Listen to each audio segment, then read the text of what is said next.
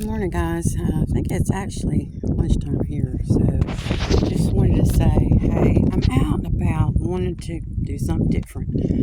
Had some free time, so just wanted to go do something with you guys a little bit different. You know, it's important to get out and get fresh air and sunlight. And today it's absolutely gorgeous. Look at that sky. Isn't that something? That is something. Well, I'm going to give you a little hint of what's going on, but I don't want to tell you all at one time. So let's take a little walk. Look at the rose. It just seems like dirt, doesn't it?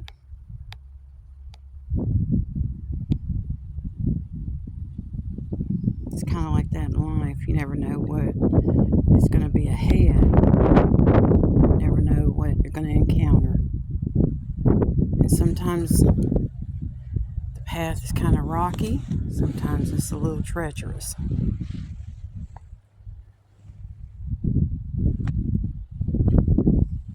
We've had some weather around here, and like I said, sometimes you never know what you're going to encounter, right?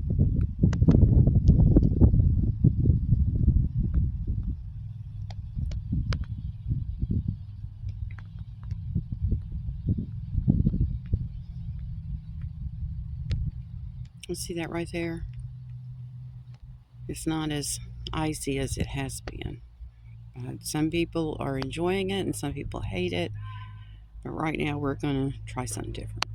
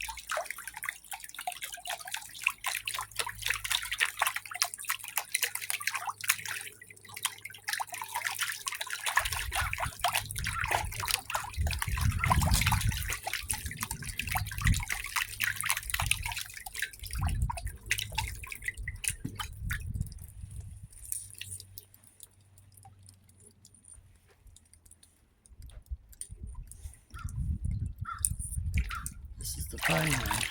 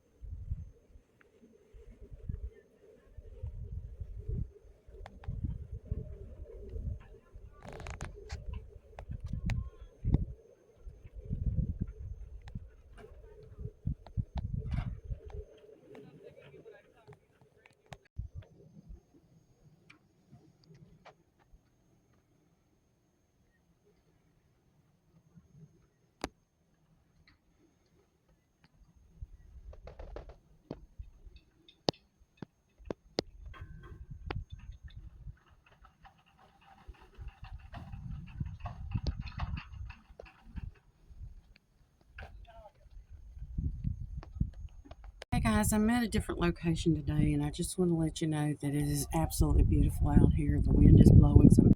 Well, guys, I'm trying to get the camera to work for me a little bit. Like I said, the wind is blowing, and this is a different situation. I'm out here at a place I've never gone to before, and I talked to you about forever learning. All right, forever learning. I've been looking at not the age of my viewers, but the analytics, and I'm trying to put myself in your place. I am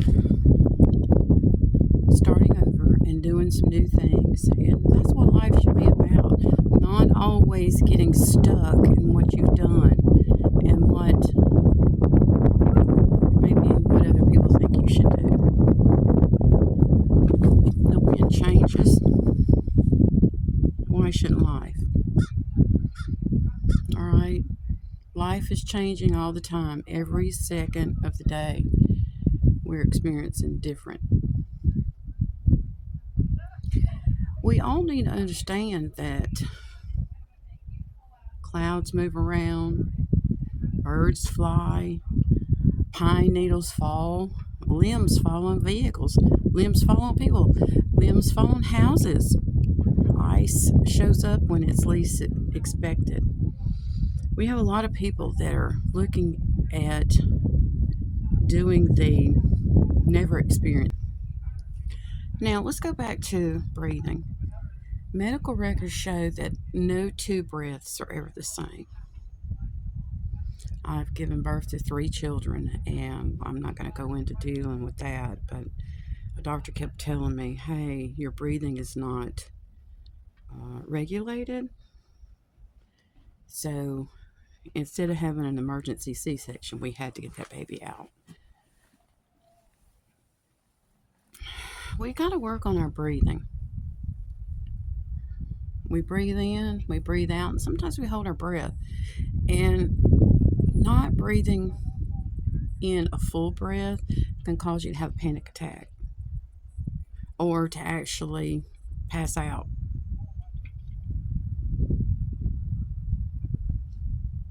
I don't want you guys doing that. Life is tough enough as it is. All right, so let's work on your breathing. And, I grew up, and people said, why is your collar doing that? It's like, because my collar wanted to do that. Today, my collar is where it needs to be. And I know photography, I know lighting, I know all that kind of stuff. And today it is kind of bright out here. I've been reviewing videos, and I say and a lot because and.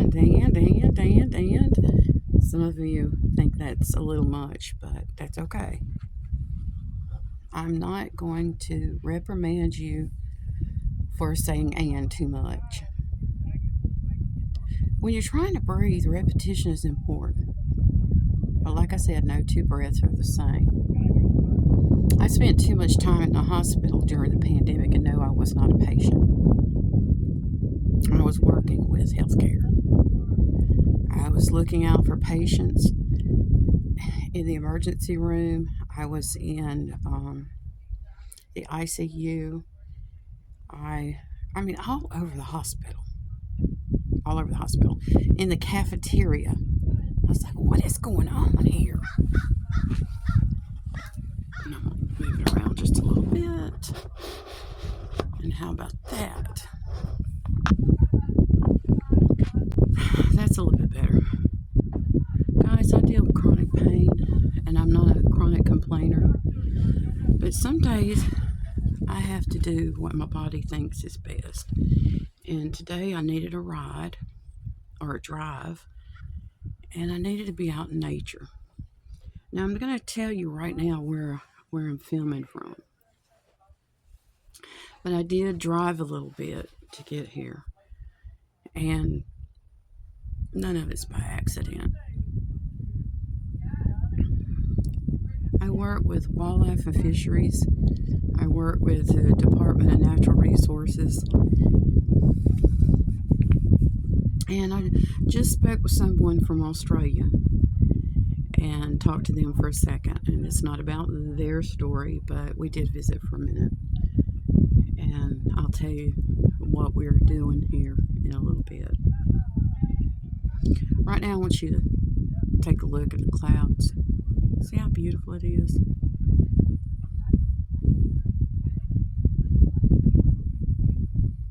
See how absolutely beautiful. Now, I've been walking around a little bit, so I'm sitting. I'm not doing the princess sit. I was taught the country girls sit, and sometimes I bite my lips too. You ever bite your lips because you just don't know what to say? People keep correcting you.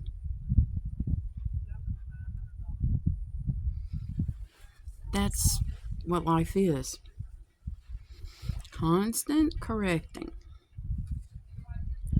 You know, you can stay mad, you can stay angry, or you can take it as a learning experience and say, hey, do I need to change, or is it maybe they're being a little bit too critical? Back to the hospital situation. The cardiac intensive care unit is not where you want to be during the pandemic. In and out. Geriatric wing of the hospital. One day I caught myself going down to the newborn nursery, and it was so different to be on the later end of life where people were actually going into cardiac arrest and possibly taking their last breath, and then walk down to the nursery where the newborns were, and to see that life is short. They told me, I said, you know, the doctors did, you're taking a risk coming up here. And I said, I know that, but I need to be here. They said, yeah, we need you here. We need you here. People were in the emergency room having panic attacks, being transported by ambulance because they just didn't know how to handle it. Some of them walking in and saying, hey, a psychiatrist said I need to be here. And no, this is not a breach of confidentiality. This is just what was going on. Ambulances transporting people right and left. Siren after siren after siren. And I did part my hair different. I just need a little bit of change. And today is about saying we have had so much stress. It wasn't the pandemic. Was it 9/11? I don't think so.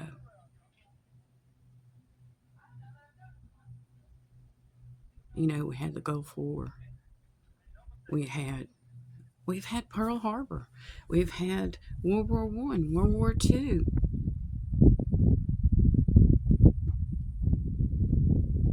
I don't worry about war.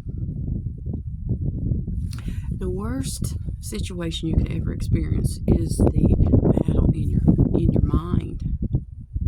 Like, how am I going to get through this? Well, today is me showing you how you can get through life. People are retiring. You know, we have this phenomenon, which is actually a fact. We have baby boomers. That is the largest age group in history that is retiring, facing, what do I do now? How do I spend the rest of my life? I keep getting told that I'm old now, that I'm 60. And I'm rubbing my eyes with old tired eyes. What do you do? Do you just keep going to the doctor because you want to talk to somebody? Do you stop living? I don't think that's healthy. Have you ever thought about how long you want to live? In high school, we had to create our epitaph, which is basically how you're going to be remembered, not your legacy, but how do you want to be remembered after you're gone? First of all, I'm not going to care, because I care when I'm living and breathing. You can't care after you're gone, but you can leave something here. I don't spend a lot of time thinking about that. But in high school, we did. We had to stop and think, you know what? How are you going to be remembered? I wanted to be remembered as living every breath to the best of my ability. Not saying, hey, I'm going to be an astronaut, or I'm going to be a physicist, or, the next Albert Einstein. I didn't do any of that. I just felt that, and I was a Christian in high school, and I said, I want to do what God has for me. What He has for me. We have dug so many holes in our life, relationships. We've dug holes for funerals, for burial processes. We have dug so many holes. People keep talking about what the lies people have told. That is true. It's true. They say all kinds of things about, well, you keep digging yourself a hole. You keep lying about it. You're just digging it deeper. And they are. They don't know how to correct it. They don't know how to fill in the hole. You have to make a decision that I'm going to start living. And as long as I live, I'm going to try to tell the truth. Try to make a good decision.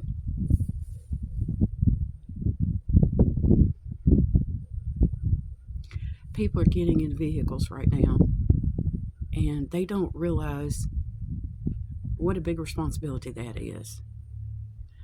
It was in the media several years ago now. It seems like it was yesterday, but it was several years ago. A 3-year-old wanted to go to the store, and the 3-year-old hopped in the vehicle and went to the store by himself. I had 3 children. That was my worst nightmare. I was like, where are my keys at? I cannot allow my children, which were very smart, to get my keys. I didn't want to be locked out of the house. I didn't want to be locked out of the apartment, the townhouse, wherever we were living at the time, because I have moved quite a bit. And I said, keys are the one thing that you want to hold on to, especially around children. You don't want to be locked out. You don't want to be locked out of the car. We've had children left in vehicles at daycares, at school. They've been left in buses. They've just been left. And that's our future, guys. That's our future. We can't just stop making decisions. We've got to make healthy decisions. And today, I see people walking around me, and I'm just so blessed right now, because good decisions are what keeps society moving forward. The bad ones do not help with society. They don't. When I started this video, I knew where I was headed. I know where I'm going. There is a plan. And this is about making right decisions. It's quite difficult to know what to film. There's a lot that goes into it. What to wear, where to go, who to speak to, who you can't speak to, what can you film, what can you photograph. And a lot of people are uncertain about what to do, even breathing. So I want you to take a deep breath and start thinking about, do you want to see tomorrow? Do you want to see this evening? Do you want to get another hug? Do you want to move forward? It can be done. Look at this amazingly beautiful sky right now. I have friends and family that live in Louisiana, and they were uncertain about the weather. And some of them playing ice hockey on Canal Street. Yeah, I've been down Canal Street. That's kind of funny. But I have been on the streetcar, trolley, whatever you want to call it, but I think both. And usually I was sweating so bad, perspiring, glistening, whatever they want to call it. But ice hockey in the street, it was funny. I appreciated it, guys. I really did. My hometown now has a rejuvenated, I guess you would say, ice hockey league or team. And I used to go to the ice hockey games, and my son loved it. He wanted to be an ice hockey player. It was funny. I said, dude, you're from Louisiana. And I don't know about that, but yeah, they've got them. And you just have to find something you want to do. Now, to me, I gotta make a confession here. I do not ice skate. I don't ice skate because my balance is not that great. Wheels and I don't work together. Roller skating, rollerblading, none of that. It's not a balance issue. It's just I like to fall. So I don't do that. I let my kids do that, and they're all adults now. But they absolutely love ice hockey. But they love all kinds of sports. Today, we're out here in an area that is not new. But it is so relaxing to be out here. I'm not doing what they're doing. I came here to video and photograph and to give all of you some encouragement. And I have spoken to several people. But like I said, I'm working with Wildlife and Fisheries and Department of Natural Resources. And I do fully support both of them. And of course, the educational systems. And this is worldwide. My family, my children went to public school most of the time. We did go to private school depending on where we lived. And that was my children. And I have homeschoolers in my family. And some of this information can be used for homeschooling, which I fully endorse. I was a public school teacher, and yes, our educational systems need help. They need help with these children that are having anxiety. They're having trauma that they're working through. And this would be a great location to bring children, to get them out in the weather, to get them out of their home where they can experience life a little bit. And you can also teach them a little bit about history. I'm not going to tell you exactly where we're at yet. All right. I don't know how long this video is going to be, but the sky is absolutely beautiful.